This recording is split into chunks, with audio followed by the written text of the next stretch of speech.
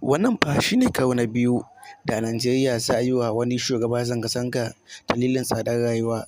A lokacin Goodluck bayan ya ɗaga man fetur, a lokacin aka yi mai zanga-zanga, sa'annan babu wani malami wanda ya magantu. Amma a daidai wannan lokaci, a lokacin da ake so a ga cewa Tinubu an tuɓe shi akan wannan karaga, domin irin abubuwan da ya yi a cikin shekara ɗaya kacal na ɓata Najeriya gaba ɗaya da tashin man fetur na goron zabi da ya yi da kuma abubuwa da dama.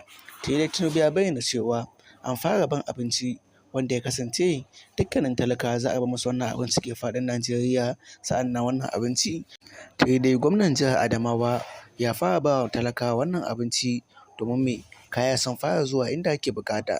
Sai dai wani abu ɗaya, abincin da za a raba ba shi ne matsalar 'yan Najeriya ba. Tashin kayan masarufi da koyaushe kaya ke yi da kuma tashin dala da kuma tashin man fetur da ya yi da abubuwa da dama su ne ɗan Najeriya ke buƙata ya ga cewa an sassauta mai wannan abubuwa domin ya samu rayuwa mai kyau.